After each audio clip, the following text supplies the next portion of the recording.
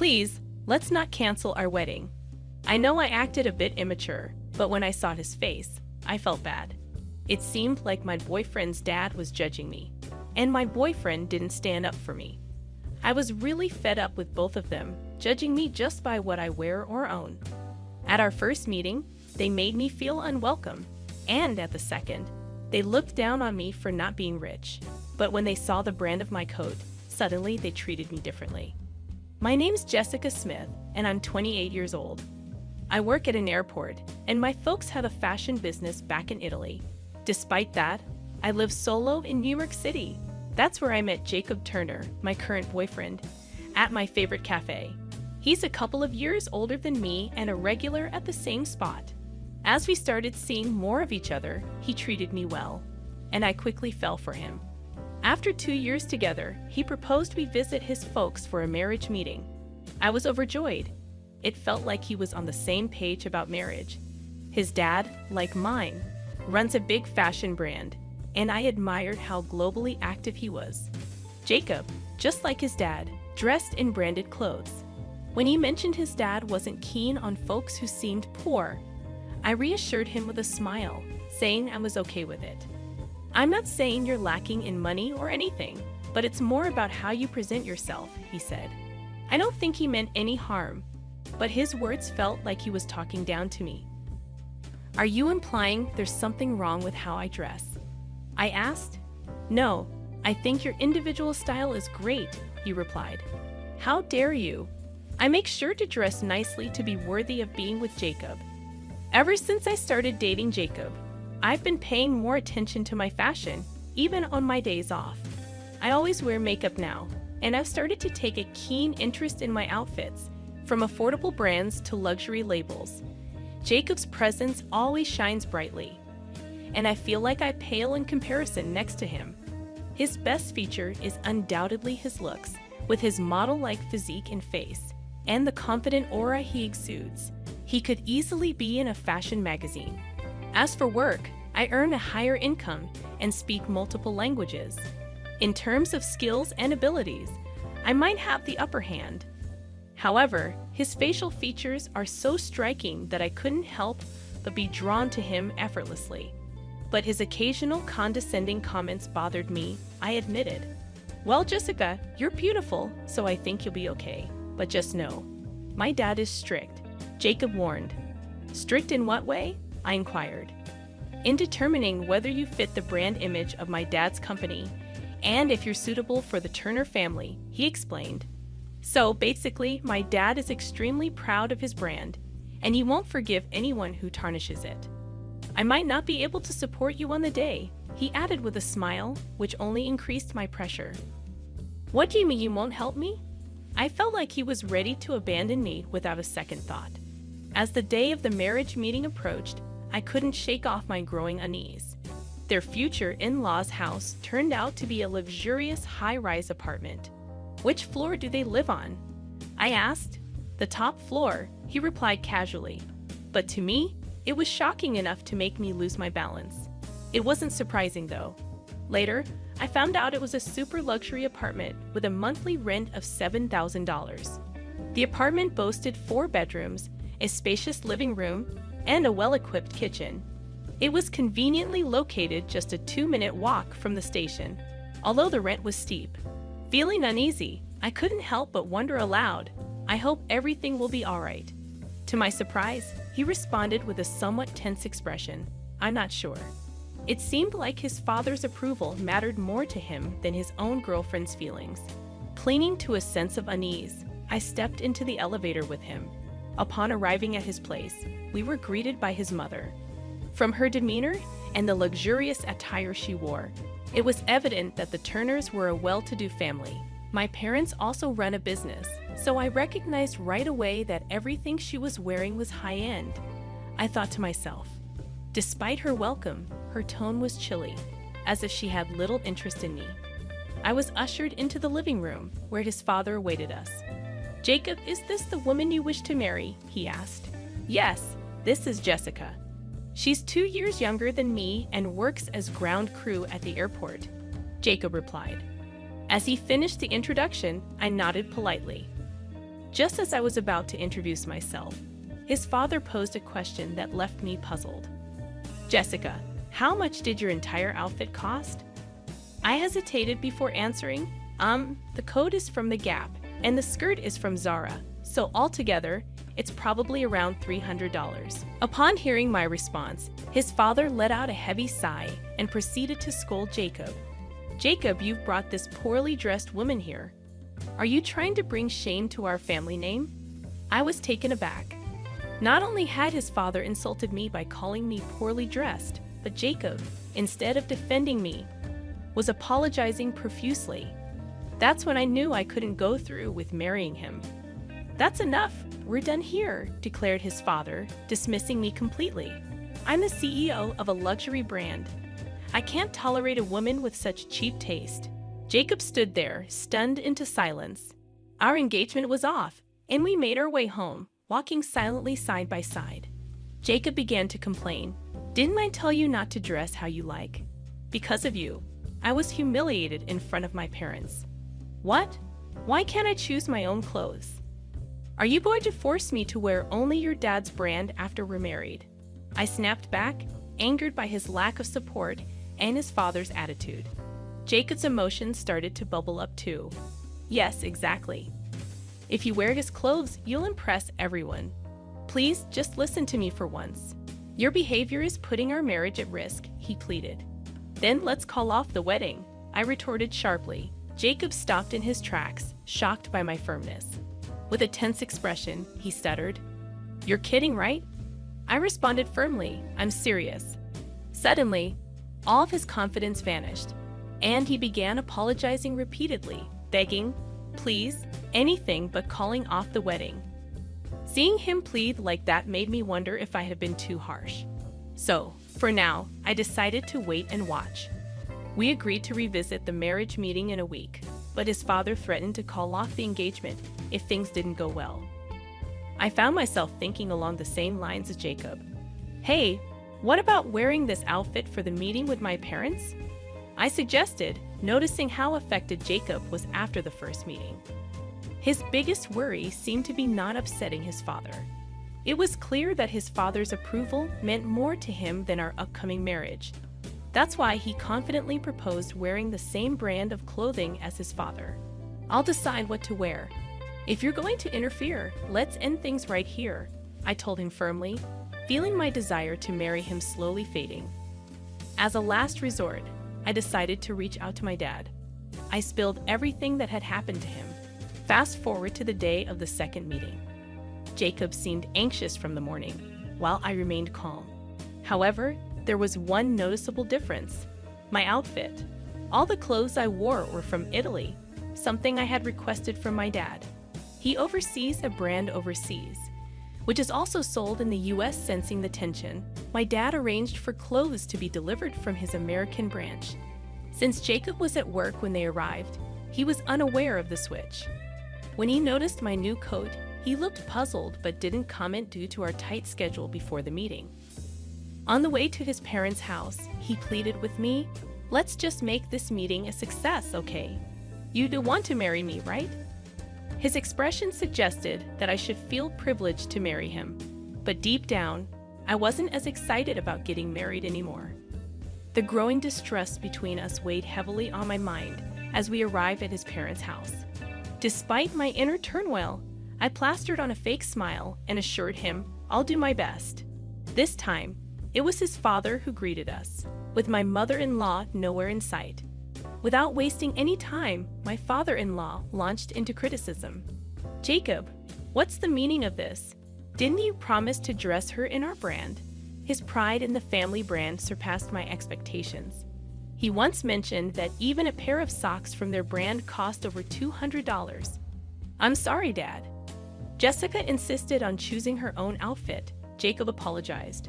My father-in-law let out a sigh and turned his attention to me. Jessica, could you please refrain from tarnishing our family's brand image? That coat looks rather cheap, he remarked, scrutinizing my new coat closely. It seems like a knockoff, doesn't it? It resembles Louis Vuitton at first glance, but it's not genuine. He took out his phone and began searching for something, likely checking the price. Here it is. There's a knockoff that looks identical to your coat, and it's inexpensive. Even if you choose not to wear our brand, surely there are better options than that. My father-in-law proceeded to ruthlessly critique my appearance. His behavior was utterly unacceptable, signaling that this meeting was no longer just a formality for our impending marriage. Despite the tension, Jacob remained silent in front of his father, failing to defend me. "Well, take a seat and remove that $60 coat. You look destitute," he sneered. Unbeknownst to him, there was a coat similar to mine priced at $60, albeit missing a few zeros.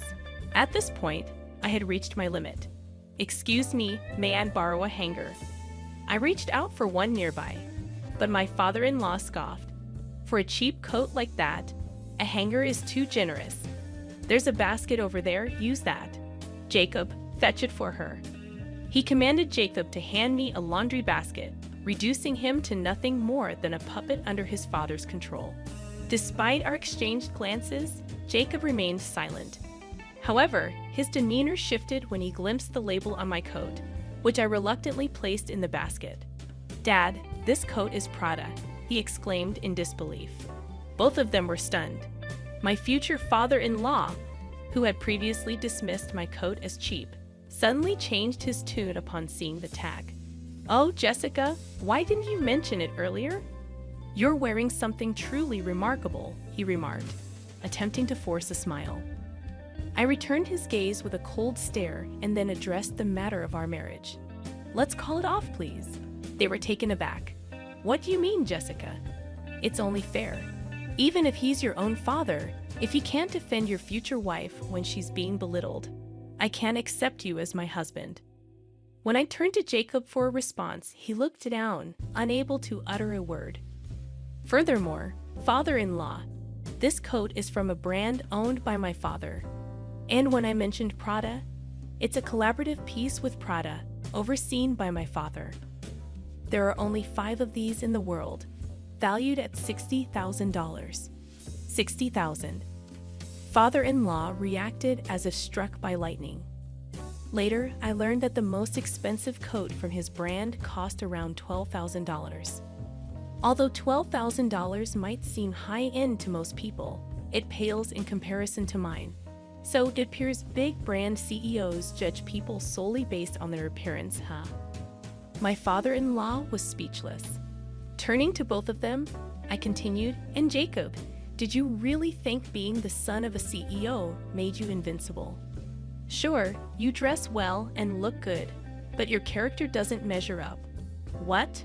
What are you saying?" Jacob attempted to retort, but to me, his defensiveness seemed absurd. "Can you even understand where I'm coming from? You left me to endure all the criticism alone and even pressured me to succeed the second time around. How would you feel if our positions were reversed?" "Well, I don't want to endure any more pain just to save face," I rebuked him sternly. His demeanor softened, and he simply said, "I'm sorry." Then, addressing my father-in-law, Jacob added, "Of course, I approve of the marriage. I was wrong. Please, let's calm down." Despite his attempt to regain control, I was thoroughly repulsed by his behavior, still under the mistaken belief that he held the upper hand. Letting out a deep sigh, I startled my father-in-law, who looked at me anxiously. "Are you familiar with the ultra-luxury Italian brand Ruby?" "Ah, yes, they're a renowned global brand." "I know the CEO," my father-in-law responded. "Well, my coat is from Ruby. It's a collaboration with Prada." "I see, but the issue isn't. Actually, I'm the CEO's daughter," I interrupted. "What? You're kidding." Both of them stared at me in disbelief, their mouths opening and closing without uttering a word. It was clear they were struggling to process the revelation. I intended to formally disclose this when we announced our engagement, but given the circumstances, it didn't seem appropriate. So, it appears I've been disrespecting the daughter of a more prestigious brand all this time. So, Dad, Jacob, enough with the charade. How did you not know this sooner? Because of you, we've made fools of ourselves. My father-in-law began to blame his son, feeling cornered. While it may have appeared as though he was merely deflecting blame, it evidently struck a nerve for both of them. I had no idea, all right? All I knew was that she worked as ground staff, my boyfriend admitted, his voice trembling with fear of his father. He seemed genuinely terrified. Suddenly, my father-in-law's demeanor towards me shifted. "Ah, I apologize for my son's behavior. Let me prepare some tea for you," he said, forcing a smile that I found insincere. "Do you always judge people based on superficial factors and change your attitude once you learn about their status? Can't you evaluate people beyond their appearances?" I confronted him, my tone firm as I had resigned myself to the fact that our marriage was no longer an option. When I informed my father about the situation, he mentioned that he's contemplating acquiring your company. What? He's planning to buy my company? Yes, he believes that someone who judges others solely by their fashion brand isn't fit to lead a major company. Fashion brands shouldn't be used to flaunt status. Therefore, the wearer, my father-in-law, began to sweat visibly, starting to grasp the seriousness of the situation. While he may flaunt his status as the president of a major brand now, being acquired would be a different story. Dad, if we're acquired now, we're in trouble, right? We don't have the resources to resist, do we? Jacob asked his father, his disappointment evident in his voice. It seemed he had some understanding of the company's financial situation. I later discovered that my father-in-law's company was barely scraping by, always teetering on the brink of financial ruin. Any significant setback could easily push them into the red, and it seemed that setback had arrived in the form of a potential acquisition. My father always follows through on his promises, and he raised me to do the same. So, as I mentioned before, there will be no wedding. "Jessica, I'm so sorry," Jacob said, tears welling up in his eyes. I barely spared him a glance. It was hard to reconcile the once cool image of him with the pathetic sight before me. And then there was my father-in-law. "Jessica, I beg you, please reconsider the acquisition," he pleaded. While I didn't hold the final decision, it was surreal to see my father-in-law groveling to me, the same person he had looked down on just moments earlier. His misplaced pride disgusted me, and I simply replied, "That's for my father to decide." With all hope seemingly lost, my father-in-law paled and sank to his knees. Ignoring the two despairing men, I left my father-in-law's house. Following that day, I lost touch with Jacob. When I briefed my father, he disclosed that the acquisition process was already in motion. My father, typically gentle and fair-minded, underwent a transformation upon learning of my distress. He had long eyed the opportunity to acquire my ex-father-in-law's company, buying his time for the right moment. However, upon discovering that the same man who had belittled me for my background was the CEO of the target company, my father's resolve solidified. All uncertainty evaporated. He remarked, "In this acquisition, my priority is to safeguard the well-being of all employees except the CEO." This meant that my ex-father-in-law's fate rested entirely in my father's hands. As for the subsequent fates of those two individuals, I remained uninformed. However, a sense of relief washed over me when I stumbled upon breaking news on TV. The report announced the acquisition of a prominent fashion brand by Ruby Corp, a major American entity. The footage featured my ex-father-in-law during the acquisition. Looking utterly defeated, the fire extinguished from his eyes. My ex-father-in-law and ex-boyfriend, who both prioritized social status in marriage, appeared incapable of recognizing the intrinsic worth of individuals. I firmly believe that CEOs should emulate my father, who assesses individuals based on their character rather than superficial traits. This experience imparted a profound lesson, applicable not only to branded items but to all facets of life.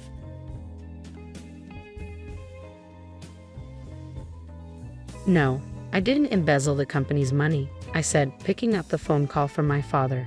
The first thing I heard was his booming voice, making my ears ache. "How on earth am I supposed to embezzle the company's money when I've retired?" "You're way off base," I calmly replied to my father, sensing his tone cooling somewhat. "But I do know who the embezzler is," he shouted again, his flustered voice audible over the phone. "Who is it?" Name the criminal, my father demanded, his voice getting louder. The one who's been using the money is. I paused, mentioning the name. My father seemed caught off guard, completely speechless. My name is Henry Hawkins. I have been working in the accounting department of my father's company for 8 years now, I explained. I have a brother, Bob, who's often called Mr. Perfect due to his talent and looks. I've always been compared to Bob and lived in his shadow since childhood, I continued, reflecting on my life. Despite my efforts, my parents always favored Bob for his exceptional talent. Even when I earned achievements, they seemed overshadowed by Bob's presence. Growing up, I yearned for my parents' love, but it always seemed to elude me, I added, recounting the struggles. Eventually, I accepted that I would never match up to Bob's achievements. So, I tried to find solace in living a relatively free life away from their high expectations. However, my path was already decided. I had to join the family business. I sighed, explaining my predicament, not because of my abilities, but simply because I was a family member. Even if I was considered less competent than Bob, supporting the family business was mandatory. Initially, working in the accounting department was peaceful, I recalled, but when Bob took over as president, everything changed. It's a nuisance if you interfere in my management, he would say. I never intended to meddle. I only wanted what was best for the company. As I tried to speak up, I continued, frustration evident. Bob smirked and dismissed me, labeling me as incompetent. Incompetence gets in the way, Henry. So please leave. The phone call with my father left me conflicted. Between family expectations and my own aspirations, the tensions only seemed to grow. I was on the verge of saying a lot of things, but when I heard those words, my will to argue vanished completely. Reluctantly, I agreed to leave the company. Oh, I'm relieved you understand your own incompetence, Henry, Bob taunted as I packed my belongings. Being the CEO seems quite leisurely, doesn't it? You're the one who said I should leave, so once I do, never get involved with me again. Ha, of course I'm the one saying no to you. Don't come crying to me when you're in a financial pinch, Henry, Bob replied with a smirk. Leaving the company felt forced, but I wasn't attached to it. Instead, a strange relief washed over me knowing I could finally move on. Finding a new job took longer than expected. I suspected Bob had been pressuring related companies. Despite the difficulty and time it took, I eventually found a job that brought me satisfaction. It's not a big company, but the people here are warm and kind, I reflected. No one sees me as an inferior elder brother, as they did in my previous job. Have you gotten used to the work? A woman peered into my face as I focused on the computer, showing a kindly smile. She was Sonia Smith, the CEO's daughter of this company. Despite the stereotype of a CEO's daughter being arrogant and pampered, Sonia was nothing like that. Though clearly doted on by her father, she was considerate and caring, even showing concern for me, a newcomer. Yes, thanks to you, I replied with a smile, watching Sonia return to her seat. Thanks to Sonia's care, I began to feel more settled in my new role. I quickly bonded with my new colleagues, and within a few months of switching jobs, my relationship with Sonia had also grown deeper. We often have dinner at a nearby restaurant if we finish work at the same time, I noted, contrasting these interactions with the impersonal atmosphere at my father's company. It was a refreshing change. One day, enjoying my current work-life balance, my smartphone rang unexpectedly. I had finished work early and was thinking of relaxing at home when I saw a familiar name on the display, Bob. I hesitated, tempted not to answer, but knowing he'd persist, I reluctantly picked up. Hello, brother. You're slow to answer, aren't you? Managing well with that new job? Bob's voice was casual, as if lounging around even through the phone. What do you want? I cut to the chase, eager to end the call. Why would I call you, someone I've supposedly cut ties with? Bob continued, his tone falsely calm, but I could sense his smugness. There's a woman named Sonia Smith at your company, isn't there? He asked abruptly. I met her at a party recently. She struck me as a good and modest lady. Thought I might get closer to her. I felt momentarily speechless. Bob's intentions were clear, though his voice feigned calmness, masking his underlying smirk disgustingly. I couldn't see his expression over the phone, but I could easily imagine it. Don't tell me you're asking me to mediate between you two, I asked incredulously. You're surprisingly perceptive, brother. That's helpful, Bob replied smoothly. I felt an impulsive urge to hang up right then, but somehow I held back, took a deep breath, and calmly opened my mouth. Didn't you have a girlfriend who was the daughter of another company's president? I probed. I remember when I was working elsewhere, around the time you were becoming president. You were engaged to the daughter of a collaborating company. Though I hadn't spoken to her, I'd heard she suited Bob's personality well. As much as Bob was adored, I couldn't believe his father would approve of him having 2 girlfriends simultaneously. I continued, raising my concern. Bob's response was weary. Oh, that woman. Her company's in financial trouble. I broke up with her to avoid any trouble for myself. It was a typical story for Bob. Despite being engaged, he cleanly severed ties due to her financial difficulties. Some might see it as a pragmatic approach to a political marriage, but it was something I couldn't support. Even though we're in the same company, she's the president's daughter. She's not just anyone, I emphasized firmly. Casually chatting with Bob was easy, but mediating between him and Sonia was out of the question. Despite seeing each other daily and dining together several times a week, I foresaw trouble if I admitted this to Bob, so I politely declined, making up excuses. Whoa, that makes sense. It's impossible for a regular employee like you, bro. Bob surprisingly accepted my refusal. The call ended somewhat smoothly that day, but soon after, I began receiving frequent calls from him. Each time he called, Bob insisted, "You're at the same company. You should find some common ground if you try." Finding it ridiculous, I denied his request and hung up, growing increasingly annoyed with each repetitive call. Then calls from my father started coming, not about work, but about Bob. I thought I wasn't involved anymore. I muttered as my father explained, "Bob mentioned you know Miss Smith well. We need your help to deepen her relationship with Bob." As a child, I'd yearned for such validation from my parents, but now it only irked me. "I can't do that," I responded tersely, feeling only annoyance listening to my father's reasoning. I ended the call abruptly without saying more. One day, amidst the persistent calls from Bob and my parents, Sonia invited me to dinner after work. To be honest, I was grateful for Sonia's invitation, as it provided a welcome respite from the persistent calls from my parents.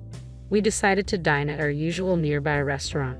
Once the food arrived, Sonia looked troubled as she began to speak. "Have you been in touch with your brother lately?" she asked, her concern evident. I had previously shared with Sonia about my family dynamics and why I had changed jobs. Despite knowing I wasn't on good terms with Bob, her sudden question left me uneasy. "Did my brother do something?" I inquired cautiously. "Well, yeah," Sonia admitted. "I guess there was an incident. Bob mentioned they met at a party." I felt a twinge of discomfort hearing this, but the immediate issue was Bob's persistent calls and the possibility he might be disrespecting Sonia. As I voiced my concern, Sonia peered intently at me.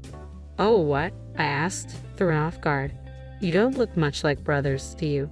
Sonia observed, her words stirring childhood memories. "The younger one is outstanding, but the older brother is not so much," she continued, reflecting on the differences between us. "They don't look like brothers at all." These words echoed sentiments I had heard repeatedly from various people, a reflection of the stark contrast between Bob's success and my more modest achievements. Unpleasant memories flashed through my mind, memories of similar comments from my parents and others. But I brushed them aside, focusing on Sonia's advice. "If you're open to advice," she suggested gently, "you should consider distancing yourself from Bob." I knew it wasn't my place to interfere, but I felt compelled to speak up. Since changing jobs, Sonia had been kind to me, and I didn't want her to be unhappy. That's why I spoke, but to my surprise, Sonia responded, "I feel the same way." She smiled warmly and took a sip of water. "I'm not particularly interested in getting close, but my father is concerned." "Hey, do you know a secret?" she whispered conspiratorially. I was taken aback, but I replied cautiously, "Is it related to what I know?" "Who knows? It might be a different story," she replied with a smug smile. Several weeks after our dinner together, my phone rang. It was my father. Our contacts had been sparse lately, so I assumed he was too busy to deal with me. "Hello, Dad. I can't mediate," I started, but before I could continue, he cut in sharply. "That's not why I called today. Have you embezzled money from our company?" His sudden accusation caught me off guard, and his yelling stunned my ears. I briefly considered shouting back, but I understood the gravity of the situation. How could I, having resigned, embezzle company money? That's a ridiculous accusation, I retorted, trying to keep my composure. Well, but my father's voice faltered, then calmed somewhat. I sighed heavily, steeling myself for what I had to say. But I know who the embezzler it is. What? Who is it? My father's voice rose again, demanding the culprit's name. His authoritative tone intensified the ache in my ears, but I knew I couldn't delay any longer. It's Bob, I stated firmly. What did you say? When I uttered Bob's name, my father was completely speechless, caught off guard as if he hadn't anticipated this at all. It's not surprising he chose the younger son, Bob, who's more competent, to be the CEO of the company. I began, reflecting on the situation, but I never expected that Bob would be embezzling company funds. I had become aware of this while still working in the accounting department. Initially, the amounts were small, easily overlooked, but they grew bolder over time. Before I knew it, a substantial sum had been embezzled, and the only person who could have done it was Bob, now CEO. There's no future for the company at this rate, I thought grimly. It's on the brink of collapse. Bob must have realized that I knew about his embezzlement, which is why he forced me to quit abruptly. I continued, anticipating my father's disbelief. If you look at the accounting documents I left, it'll become clear. Do you want to see the evidence I've gathered? I'm prepared to sever ties, but I kept copies of everything for a reason. My father, who moments ago had said he couldn't believe it, fell silent at my words. But that's not all, I pressed on. The money he embezzled is being used for an affair with a married woman. A married woman? My father's voice shifted from surprise to utter exhaustion. This was news to me as well, I admitted. Sonia told me about it during one of our dinners together. The CEO, who cares deeply for his daughter, found out and is furious with Bob, especially since he's always around Sonia. At this rate, the company is headed towards bankruptcy, I concluded, knowing this was likely the first time my father was hearing the full extent of the situation. I heard a weak voice from my father, and I listened silently as he spoke. Can you help me out with some funds? Can you talk to the president of your company for me? If we can form a partnership with the Smith Group, we can turn our company around. He sounded as if he had just come up with a brilliant idea. In reality, I knew that partnering with the Smith Group was likely the only way to save our struggling company. Yet as my father asked for help over the phone for the first time, I felt an overwhelming sense of indifference. I'm sorry, but I can't, I replied calmly. I've already severed ties with all of you. What? My father's voice rose in disbelief, but I ended the call before he could finish his sentence. After that, my father and Bob called me repeatedly, but I blocked their numbers, finally freeing myself from the constraints of my family. It felt even more liberating than I had imagined. In the end, Bob went bankrupt not long after. He was left with debts, and my parents, who had always treated me as incompetent, were now being pursued for repayment. Do you ever worry about your family? Sonia asked curiously as we shared a pasta dinner after work. Since that incident, I felt closer to Sonia than ever. We spent almost every day together now, and I knew I needed to gather courage soon. No, I'm fine, I replied with relief. I'm relieved to hear that, Sonia said with a smile. I'm really glad you're nothing like your brother. What do you mean by that? I asked, pausing to drink some water. It means you're not like him, Sonia replied with a mischievous grin. Realizing that her words no longer hurt me, I was pleasantly surprised. It's a secret, she laughed happily.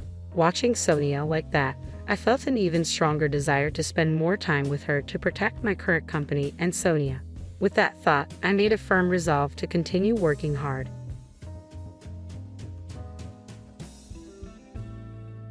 John gave me a card from a divorce lawyer 1 month after not seeing him. He didn't ask if I was okay or how I felt. He's divorcing me, and since I don't work, he'll pay $1,000 a month as alimony. John chuckled and said, "Take care," while Emily stood beside him with a smug expression. I agreed to the divorce casually, surprising John, but he and Emily shared a smile. John isn't a big thinker, which makes my revenge plan easier. After the divorce papers got approved, I decided to start my revenge plan on both of them. I'm Sarah Wolf, a 47-year-old illustrator and children's book author who loves drawing. John and Emily are my childhood friends, and John is my husband.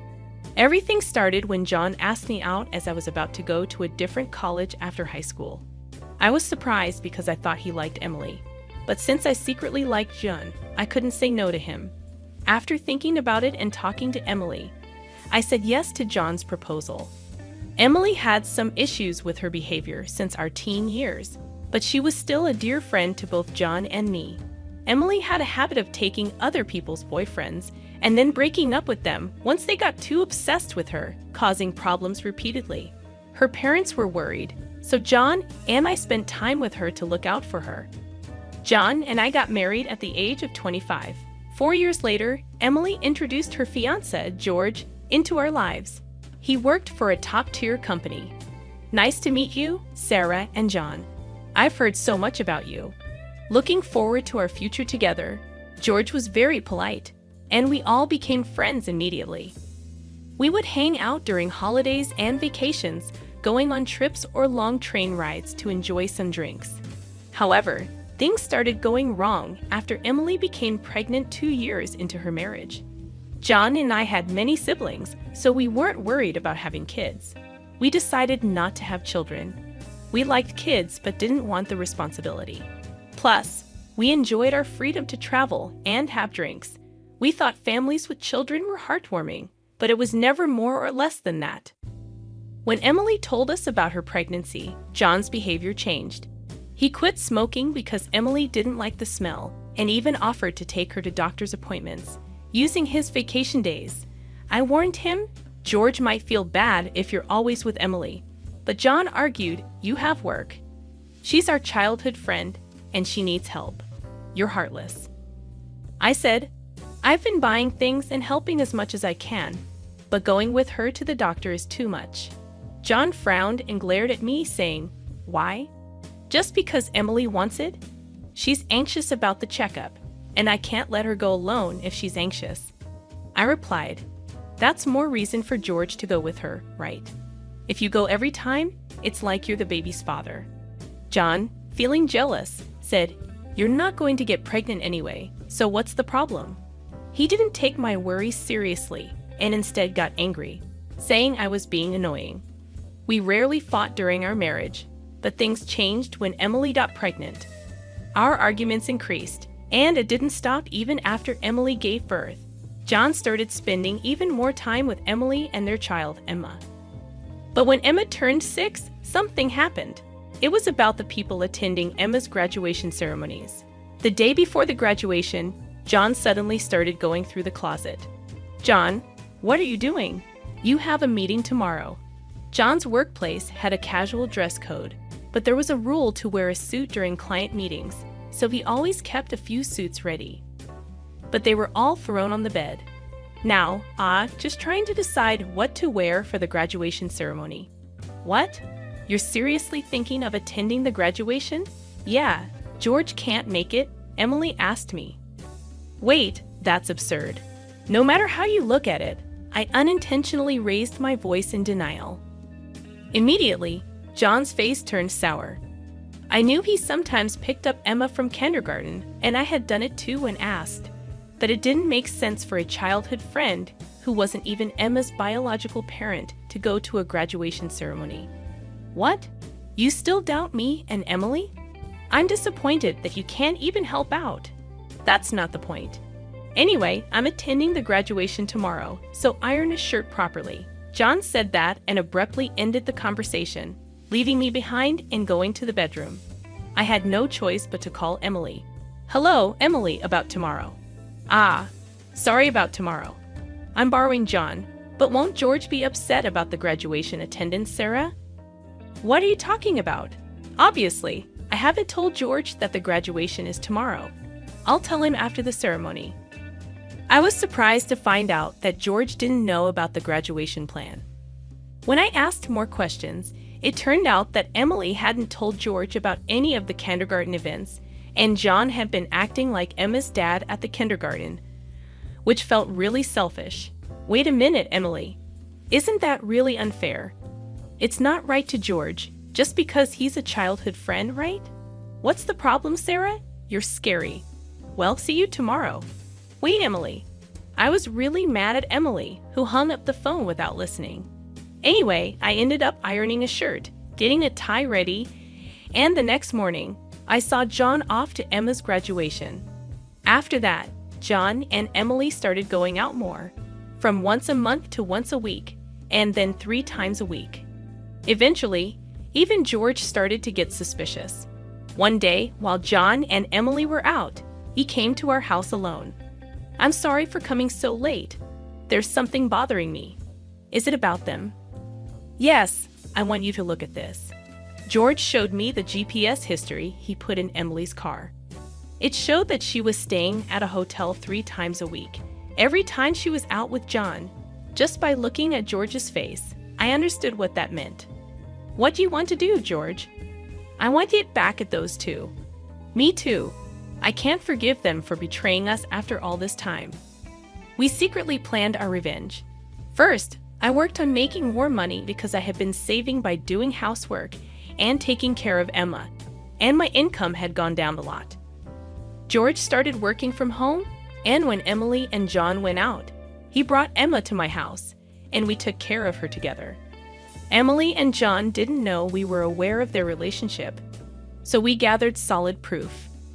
Once we had enough evidence and were ready for revenge, we found out a surprising truth about Emma. George and I struggled with the decision, but we agreed not to hurt young Emma. So we decided to wait until she was an adult to get our revenge, even though enduring it for 10 years was tough. Then, I got seriously ill. I needed long-term hospital care, and at best, I wouldn't be discharged for at least 2 years. Even though I could work from the hospital, I would have to reduce my workload.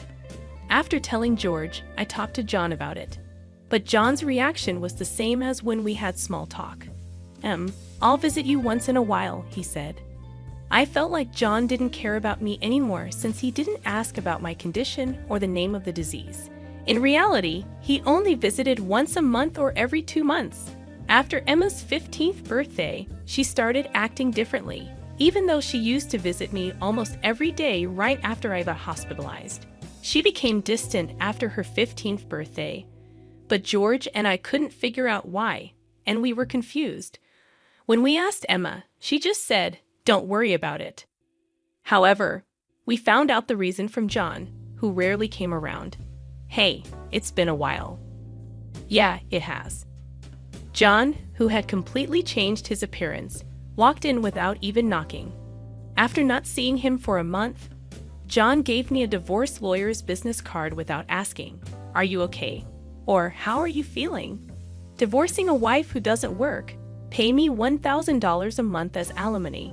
That's the deal, so take care, John said, grinning. Beside him, Emily wrapped her arms around John's with a similar expression. "Fine, let's divorce then." I agreed casually, surprising John for a moment. But he quickly exchanged smiles with Emily. It was good that John didn't think too deeply. That's why my plan worked well.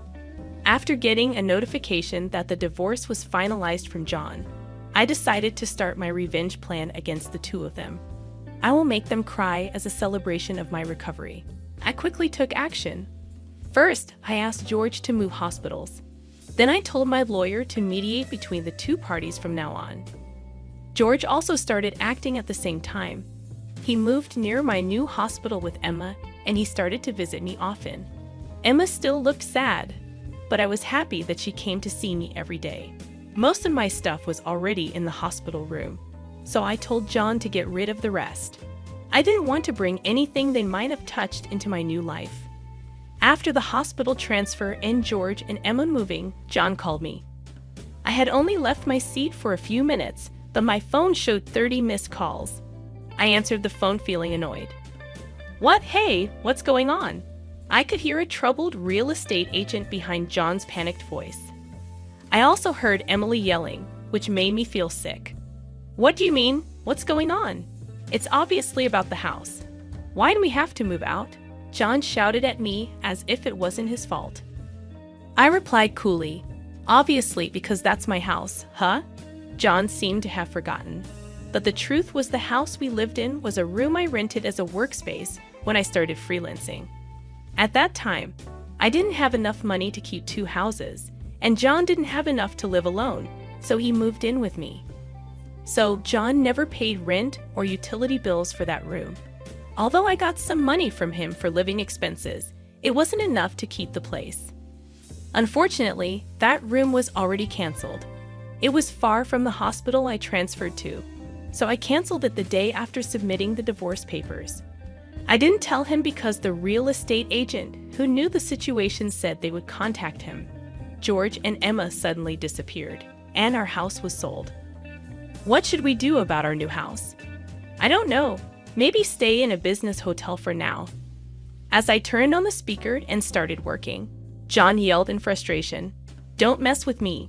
However, he seemed to remember something and started speaking more calmly. "Well, whatever. When will you transfer the money? We're running low on cash." "What are you talking about?" "Huh, don't play around. I told you to pay $1,000, didn't I?" "Oh, I don't recall agreeing to that."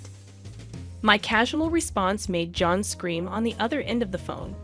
It turned out he thought he could get money from me and had been spending it recklessly, even if he had $1,000 left. How did he plan to get by for the rest of the month? "Hey, don't just stay silent, say something. There's really nothing to talk about." My comeback left John momentarily stunned, but he soon started yelling again, growing more annoyed.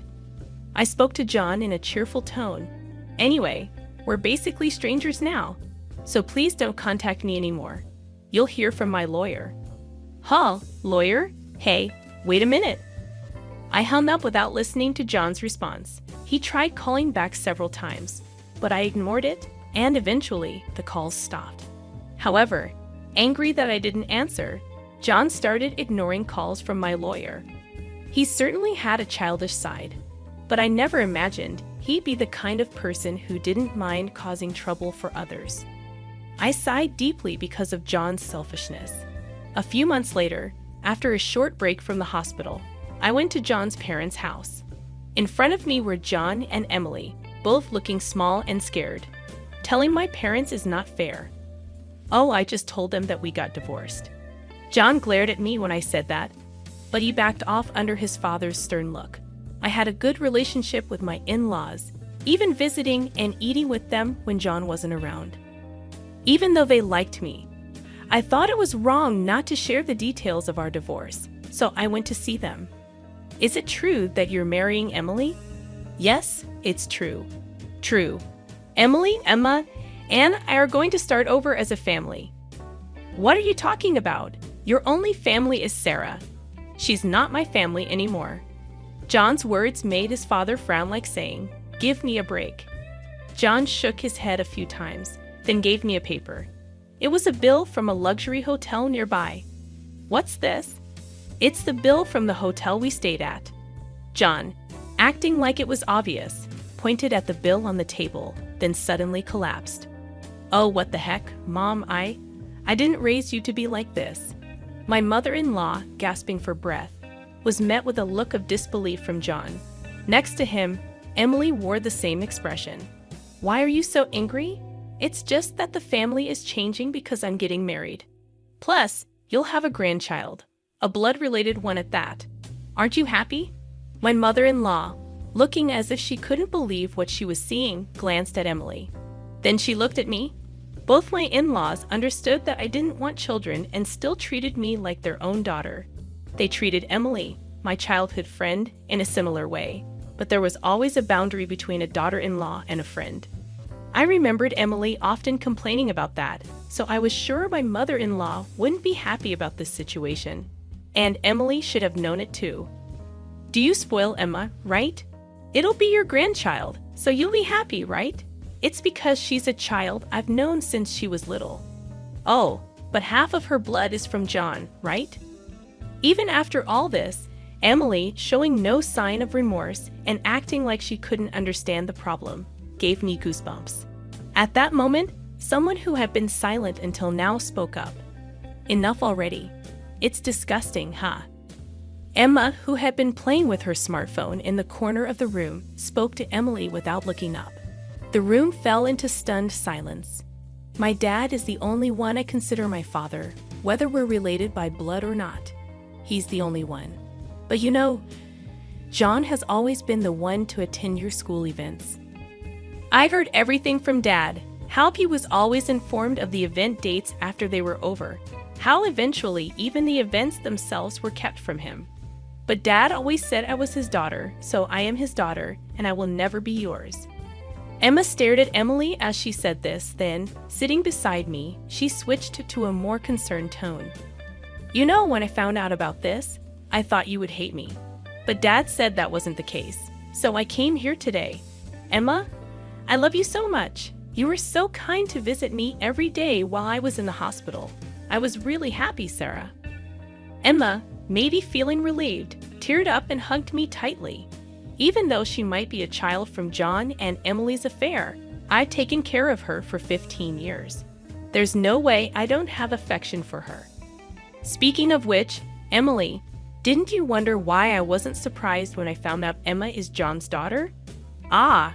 Emily looked startled before she could speak. A new person entered the room. We knew from the start, 10 years ago, actually, George. Emily started to panic when George suddenly appeared. Understandably so, as she had recently demanded a divorce on her own, citing irreconcilable differences. I was shocked when you mentioned divorce. Oh, and unfortunately, you're not divorced yet. The divorce papers are still here. Didn't you notice? What I realized.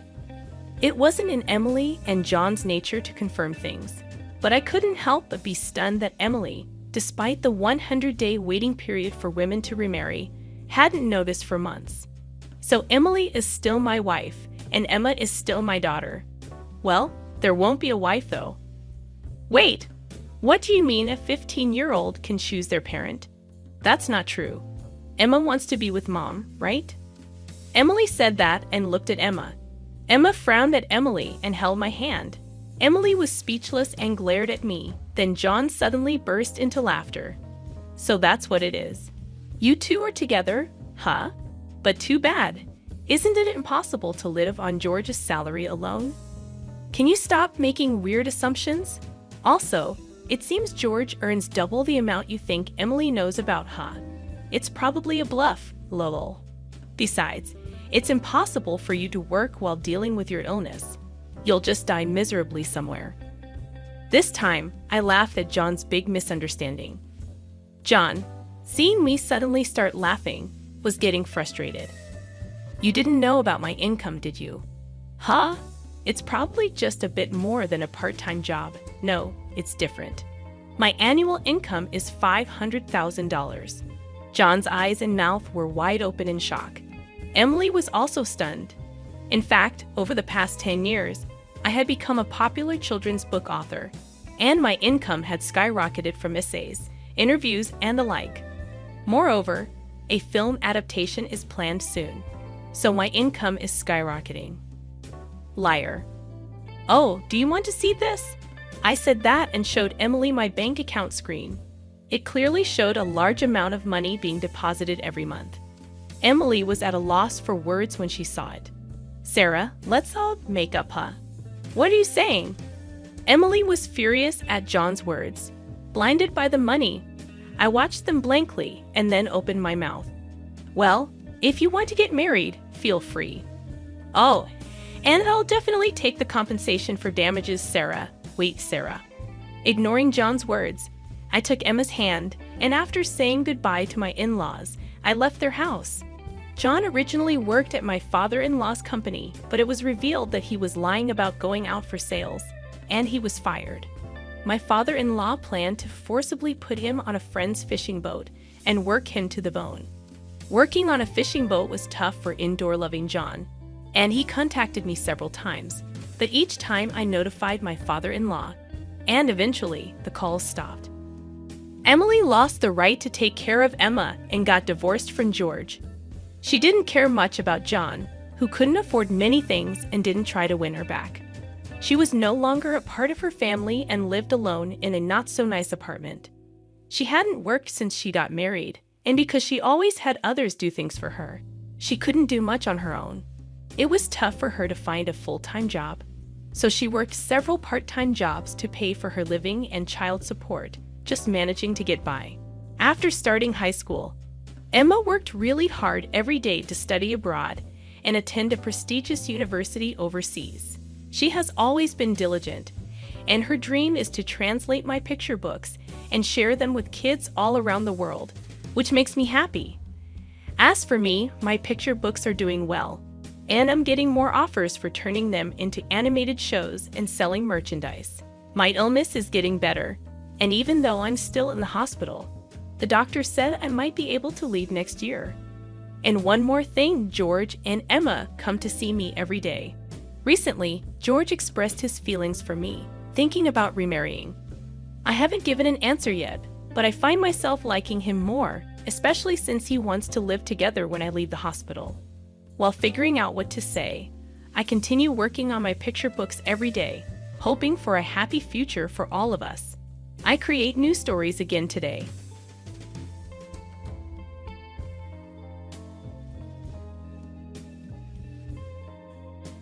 Your favorite crab meat pizza has arrived, Mom. Enjoy to your heart's content. As my daughter-in-law places the plate before me, her kindness seems out of character. I can't help but question this abrupt shift. It strikes me that my eldest child and his wife might be orchestrating some scheme, using food as their tool.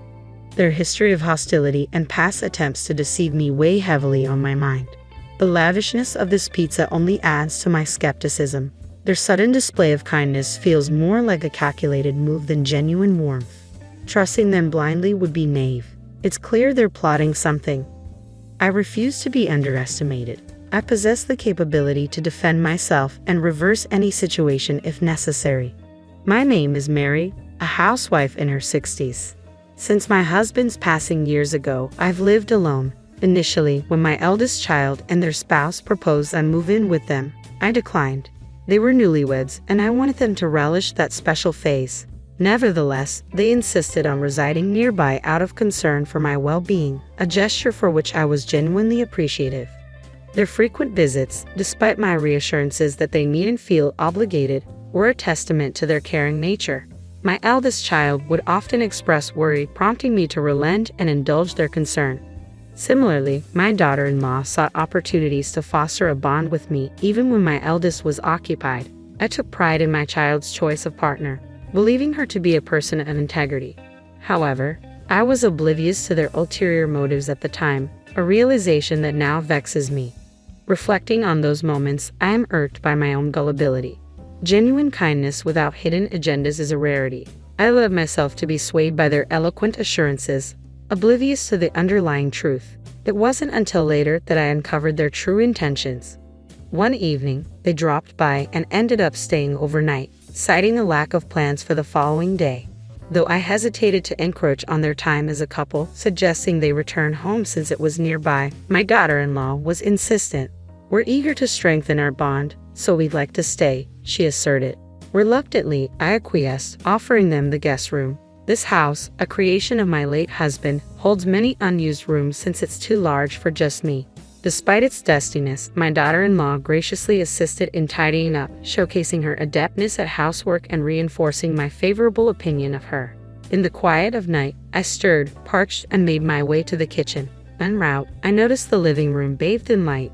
Intrigued, I peered in, finding them seated on the sofa engaged in conversation. Unable to resist the temptation, I surreptitiously listened in, inadvertently overhearing a dialogue between my eldest child and his wife. "I'm utterly drained," remarked the eldest child. "That old lady has us toiling like slaves, don't you agree?" "Just endure a little longer," the wife countered. "Once we secure Mom's inheritance, we're free." If her husband hadn't been a CEO, we wouldn't be in this predicament. It's astounding how easily she's deceived just because we're cordial to her. Mom's always been emotionally fragile. She'll likely bestow the inheritance upon us. I was dumbfounded by what I overheard. If their words held truth, then their kindness was merely a facade to lay claim to my late husband's estate. Had all their previous gestures been insincere? Every word they uttered to me, "We're family bound to support each other," or so I thought.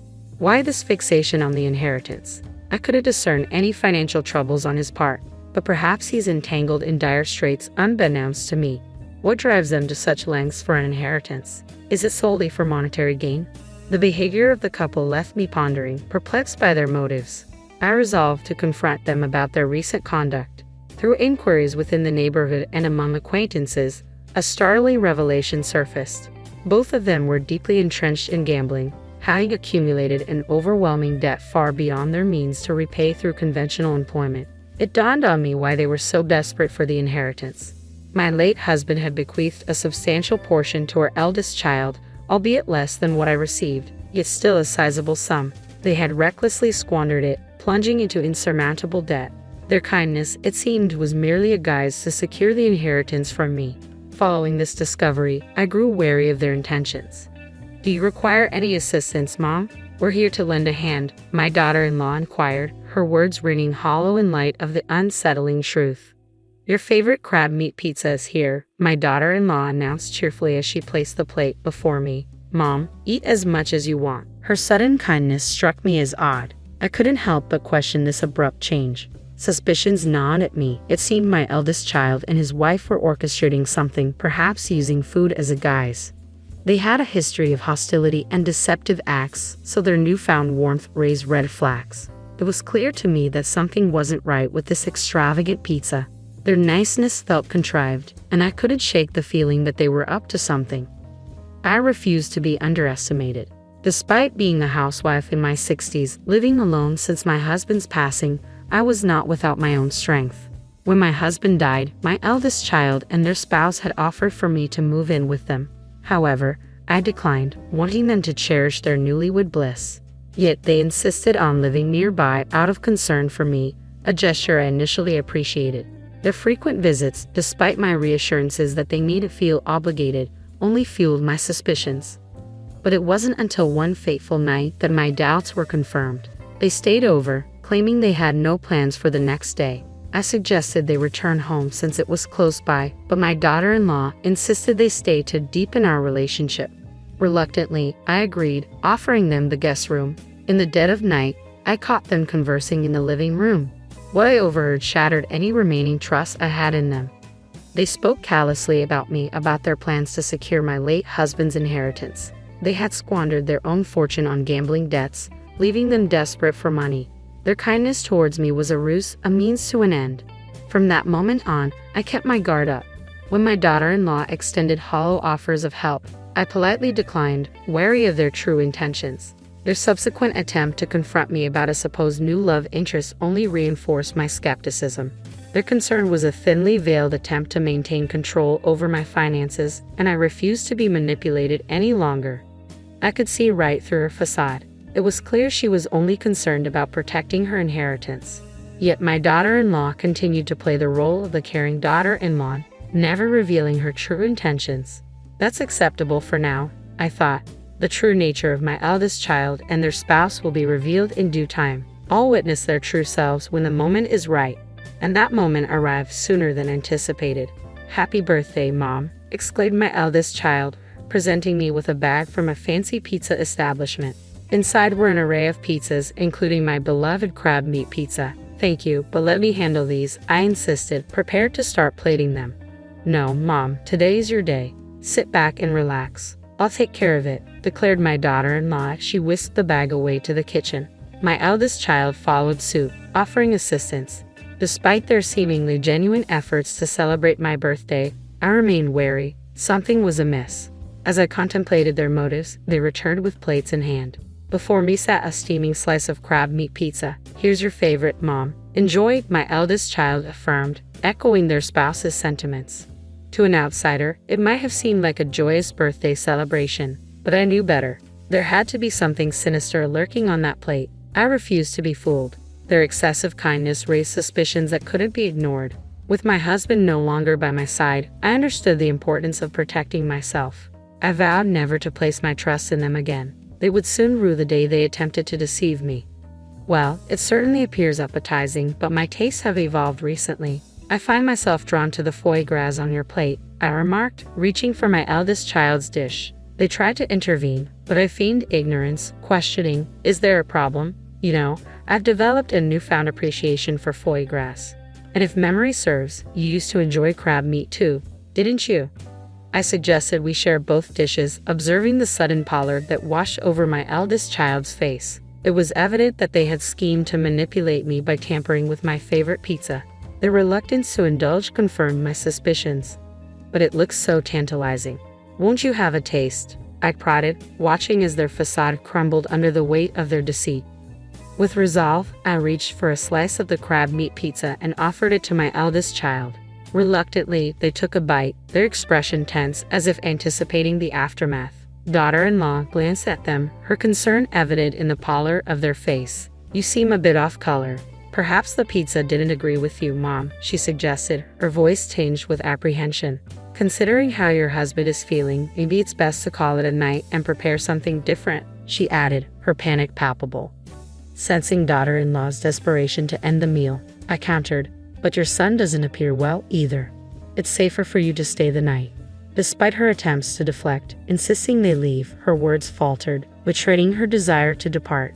It was clear she was eager to make a swift exit. I always thought that for a couple attempting to deceive others, they're remarkably inept liars. They unravel at the slightest hint of unpredictability, I mused to myself as I observed my eldest child. Suddenly, something peculiar occurred. After a few moments, with a resounding thud, they collapsed to the ground. As I approached, I realized they were deeply asleep, likely drugged with a sleeping pill. Oh, couldn't keep your eyes open, could you? Must have been exhausted, I remarked, tilting my head in feigned innocence. Daughter-in-law's frustration boiled over. Enough. Why won't things go according to plan? Today was supposed to be crucial, she exclaimed, slapping my eldest child's cheek in a futile attempt to rouse them. But they remained unconscious, oblivious to her distress. I stood in stunned silence as daughter-in-law's facade crumbled before my eyes. Disregarding my presence, she began to confess. I had been pretending to be the dutiful daughter-in-law, all in hopes of securing the inheritance to clear our debts. Today was meant to be the final step. We planned to incapacitate you and steal your banking card. But nothing went as planned. It's your fault, she accused, her glare piercing. Their scheme to drug me and steal my banking card under the guise of a birthday celebration was truly deplorable. I couldn't stoop to their level, so I decided to confront them head-on. I've known all along that your kindness was just a front to get to my money. That's why I kept my distance and declined your offer of pizza, I revealed, watching as daughter-in-law's expression shifted from shock to disbelief. It was clear she had underestimated my awareness of their deceit. How foolish they must feel for thinking they could deceive me so easily. Sorry to burst your bubble, but I'm not as naive as you both seem to think, I continued, a hint of scorn in my voice. Your sudden displays of kindness always struck me as suspicious, and I even overheard your conversation about the inheritance when I stayed over, discussing your plans in the target's own home. That's just plain foolish. Don't label us as fools. We've been doing our best, daughter-in-law retorted defensively. If this is your best effort, then it's no wonder you're drowning in debt, I countered sharply, watching as daughter-in-law's expression shifted with discomfort at the mention of the word debt. And you know about the debt too. How much do you know?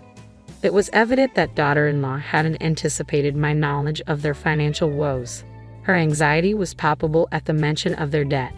I did some digging and discovered the extent of your gambling debts. It was quite a shock to find out. You've managed to accumulate quite a substantial debt, I stated matter-of-factly, noting the growing pallor of daughter-in-law's face. She must have realized there was no escaping the truth.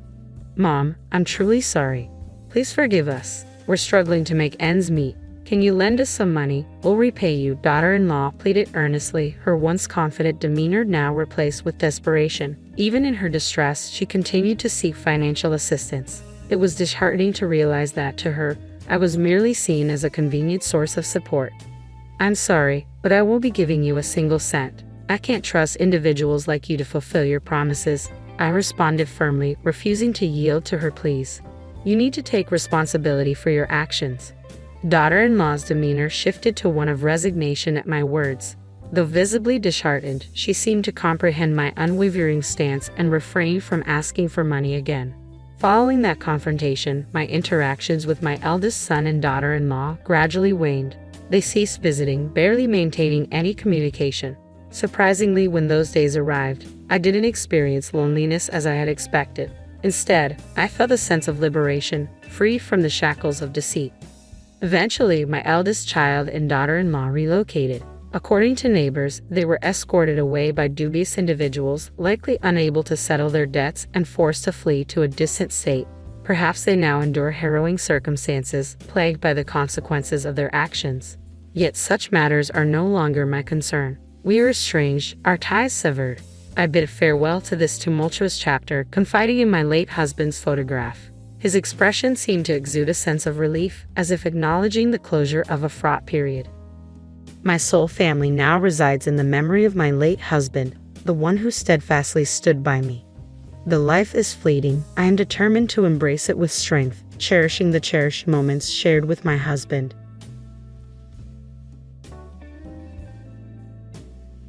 "Help me, brother," I whispered, as I stumbled to my brother's place in the dead of a freezing winter night. My clothes were tattered, and I cradled a baby in my arms. My brother's face went pale at the sight of me, frail, disheveled, clad only in a ragged shirt and barefoot. "What on earth happened?" he exclaimed, quickly ushering me inside and warming up the room. The baby, wrapped snugly in my jacket, slept soundly, but I couldn't stop shivering. "Who did this to you, my precious little sister?" my brother muttered through clenched teeth. "Lily, it's going to be okay now." Upon hearing his gentle voice, a wave of relief washed over me, and it felt as if all my strength had drained away. "My name is Lily. I'm a 27-year-old homemaker with a young son. I used to be a nurse, but I left my job when Terry, the son of the hospital director where I worked, proposed to me. I was drawn to Terry's kindness and his efficient work style. I have a brother, Derek, who is 5 years older than me. Our family consists of Derek and our grandparents since our parents died in a car accident when I was 4 and Derek was in 3rd grade. A truck driver, who had fallen asleep at the wheel, collided head-on with their car. My mother, a nurse, had been working late, and the accident happened when my father went to pick her up. Derek often recalls our father's last words before leaving that night. "Derek, I'm counting on you to take care of Lily." What might have been a casual request turned into a lifelong commitment for my brother. He has never let me down, always protecting me like a superhero. After the accident, it seemed we would be sent to separate foster homes, but our paternal grandparents, with whom we had little contact before, stepped in to take us. Our grandfather, with his white hair and long bushy beard, looked just like Santa Claus. When he first saw Derek, he muttered, "You're the spitting image of your father," and I believe I saw tears in his eyes. Our grandmother, a kind woman, hugged me tightly and sobbed, "Poor child." Later, I learned that our father had a falling out with our grandfather and left home, seeking freedom instead of continuing the family business. This led to a long estrangement, but our grandparents took us in despite the past. We moved to their home nestled in the rural mountains. Our grandfather, a renowned potter whose works fetched thousands of dollars, and our grandmother, whose kindness knew no bounds, raised us without financial difficulties.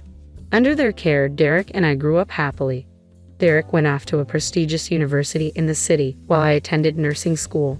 We both pursued our dreams until our grandmother's health began to decline. Derek, who had been working in the city, returned home to help care for her.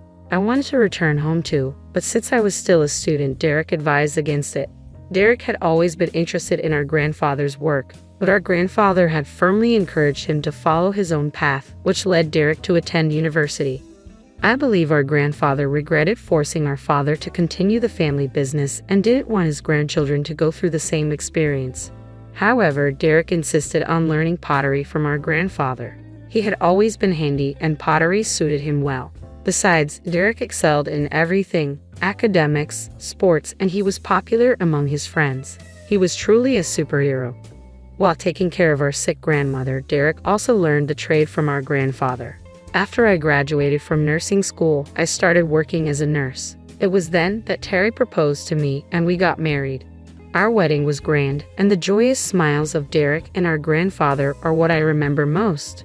Derek brought pictures of our parents to the wedding. "We all just want you to be happy, Lily, including our late mom and dad," he said, shedding tears openly.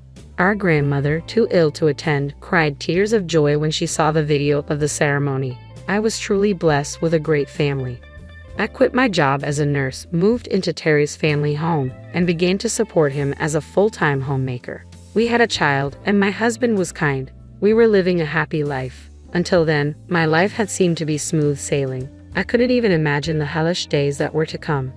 Not long after, my grandmother passed away. Terry attended the funeral with me and comforted me. My grandfather's disappointment was severe. I couldn't find the words to speak to him. While I was busy supporting our grandfather, my brother Derek delved deeper into his pottery. Half a year had passed when I found myself fleeing to Derek's place in the middle of a freezing winter night, wearing nothing but ragged clothes, holding a baby in my arms. As Derek beheld my drastically changed appearance, he was rendered speechless. I stood there, so thin and weak, clad only in a tattered shirt, barefoot. "What on earth happened?" he finally managed to say, ushering me inside and warming up the room. The baby, wrapped in my coat, slept soundly, but I couldn't shake off the shivers that racked my body. "Who did this to my dear sister?" Derek muttered through clenched teeth.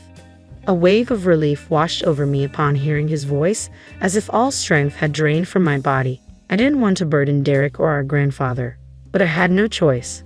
I had to tell them. I began to recount the events at my in-laws' house. Terry and I had been living together, but due to my in-laws' insistence that I rest during and after pregnancy, we moved in with them. My in-laws, both remarried, welcomed us warmly. My father-in-law's kindness was particularly touching, as I had no father of my own. However, my mother-in-law seemed to harbor resentment. "You're flirting with my husband, aren't you, you disgusting woman?" she accused, launching into a campaign of verbal and physical abuse. She disparaged my upbringing, asserting that I could never blend in with their family's affluent background. As if that weren't enough, I found myself facing additional challenges due to a shortage of staff at the hospital. As a former nurse, I often found myself called in to assist at the hospital alongside my husband, Terry. However, during this time, I noticed something deeply unsettling. Terry, being the son of the hospital director, took it upon himself to reprimand the nurses in an unreasonable manner. "Move quicker. You're a nurse getting paid, aren't you? Don't slack off just because my father is lenient. Once I take over this hospital, I won't be so forgiving," he would bark at them. His harsh words towards the hardworking nurses were unreasonable and unjust. Attempting to intervene, I interjected, "Terry, don't you think that's too harsh? Everyone here is trying their best." Unfortunately, my husband didn't take kindly to my interference. In front of the other nurses, he flew into a rage, furious that I had dared to stand up to him. Since that incident, Terry became distant towards me, perhaps influenced by my mother-in-law, who had been insinuating from the start that I was too soft on your wife and that I was taking you for granted. Meanwhile, my father-in-law, though unable to openly oppose his wife, did what he could to protect me. Unfortunately, when my father-in-law fell seriously ill and became bedridden, the situation worsened. Seizing the opportunity, my mother-in-law made me take on all the household chores, treating me like a mere housekeeper. I found myself juggling caring for my son, cooking, laundry, and cleaning, all while enduring mistreatment. Even in front of my ailing father-in-law, my mother-in-law's cruelty knew no bounds. "Please don't speak to Lily that way," he would weakly protest, only to be met with her venomous retorts. Her abuse escalated, and I found myself being deprived of basic dignity. "Housekeepers don't eat with the family. Eat the leftovers later," she commanded, forcing me to subsist on scraps. Despite the hardships, I endured it all for the sake of my son and my ailing father-in-law. I was so distraught that I lost my appetite. When I glanced in the mirror, I was taken aback by the gaunt and worn reflection staring back at me. My husband's words cut deep. "I only married you because you were somewhat attractive, but I never imagined you become such a disheveled woman," he sneered, insisting that I relocate from our bedroom to the storage room. The cruelty was staggering. The verbal abuse didn't stop with me, it extended to our son. "Of course he's not smart. Look at who his mother is," my mother-in-law would scoff. "His constant crying is annoying. Make him stop right now," my husband demanded. It felt like something inside me had snapped. Determined to escape, my sole concern was my father-in-law's well-being. However, to my surprise, he urged me to flee to my brother's place. Pressing several $100 bills into my hand, he insisted I leave immediately. Without hesitation, I wrapped my son in my coat and hailed a taxi with the money my father-in-law had given me. I rushed to my grandfather's house, where I poured out the entire ordeal to him and my brother Derek. Derek, his usually calm demeanor replaced by a furious expression I had never seen before, clenched his fists in anger. Assuring me that things would be okay, he said, "You've been through so much. It's time to relax." Overwhelmed with emotion, I broke down in tears. Even my grandfather, typically reserved, muttered, "I can't forgive this." A few days later, leaving my son under my grandfather's care, I made the decision to return to my in-laws' house with Derek to retrieve my belongings. Having left abruptly without a word, I anticipated trouble upon our return. My husband greeted me with a cold gaze and muttered, "You finally returned, huh?" Derek, maintaining his composure, calmly stated, "My sister seems very distressed, so we'll be taking care of her for a while. We've come today to collect some of her personal belongings." To this, my husband retorted, "I married her, so if she doesn't come back, there will be no one to do the chores. That's a big problem for me." Looking down on Derek, my mother-in-law remarked, "I heard you do pottery. It must be a tough life. Even if you take care of my daughter-in-law, it's going to be difficult for you, right? Please send her back. It's a problem for us too." I could see Derek struggling to contain his anger as we requested to retrieve our belongings. Directed to a storage room in the corner of the hallway, which served as my room, we found it cramped and neglected. Cardboard boxes and old appliances cluttered the space, with only a few changes of clothes for me and my son. There were no heating appliances, just a thin blanket and mattress. Derek, visibly shaken by the harsh conditions, confronted my mother-in-law. "Is this where you've shoved my dear sister and her child?" Her reply was callous. She should be grateful just to have a room. She's just a housekeeper after all. Eager to leave, yet concerned about my father-in-law, I wished to see him. He greeted me warmly and quietly handed me something, expressing his regret for not being able to protect me. For several days, we made preparations, and with my grandfather and Derek by my side, I returned to my in-laws' house. Determined to stand up for my son, I knew I couldn't keep running away forever. Upon arriving home, I handed my husband the divorce papers. His initial surprise quickly turned to defiance as he declared he wouldn't pay alimony or child support, claiming I had chosen to leave. To support my case, I played a recording in front of his mother, an audio documenting her belittling me and him shouting abuse. "This is evidence of the abuse I suffered," I informed them. Their shock was palpable as they asked when I had even recorded this. It turned out my father-in-law had discreetly recorded everything to help me, passing the recording to me when I collected my belongings earlier. My brother Derek, who had graduated from law school and passed the bar exam while assisting our grandfather, assured me that I had grounds for divorce. He promised to fight for me wholeheartedly. As the tension escalated, my wheelchair-bound father-in-law appeared, handing divorce papers to my mother-in-law. He, too, had recorded the verbal abuse he endured and was now ready to divorce. Preferring life in a care facility over living with my mother-in-law, he asserted his decision firmly. My mother-in-law's reaction was unexpected. She laughed and declared her willingness to divorce as well, eager to return to her luxurious life. However, the situation took a dramatic turn when my grandfather made a call, announcing his termination of any contracts with a family like ours. It emerged that the major department store, run by my mother-in-law's brother, was on the brink of bankruptcy. He had been negotiating to exhibit and sell my grandfather's famous pottery, and the deal was close to finalization. However, a call from her brother, severing ties with her, left my mother-in-law stunned. Realizing the gravity of her situation, she began to plead for forgiveness, admitting her wrongdoing. At that moment, it became clear that change was inevitable. "I have nowhere else to go. Please let me stay here, Lily. I'm sorry. Please forgive me," my mother-in-law pleaded tearfully. But forgiveness seemed out of reach for us. We all coldly stared at her, unmoved by her tears. Yet amidst the tension, my husband seemed oblivious to the gravity of the situation. "I'm set to inherit this hospital.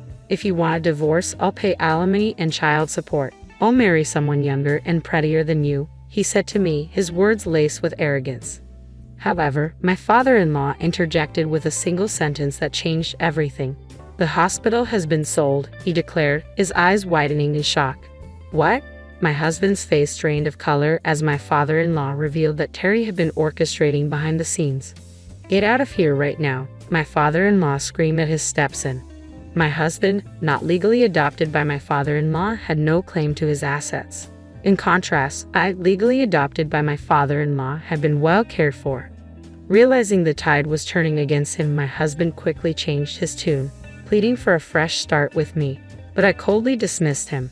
Afterward, my son and I found solace and happiness at my grandparents' house. With each passing day, my son cried less, finding joy in playing outdoors. Meanwhile, the divorce proceedings were finalized, the audio tape proving crucial in establishing my mother-in-law's fault. They now live in a small rented apartment, their attempts at finding new jobs faltering. On the other hand, my grandfather enjoys comfort in a high-end senior home, where we visit him often. Terry continues his passion for pottery under my grandfather's guidance. Remarkably, my brother found love at a pottery exhibition, dating a woman with a passion for pottery. As for me, I work as a nurse at a hospital near my grandfather's house, fulfilling my dream inspired by my mother's legacy.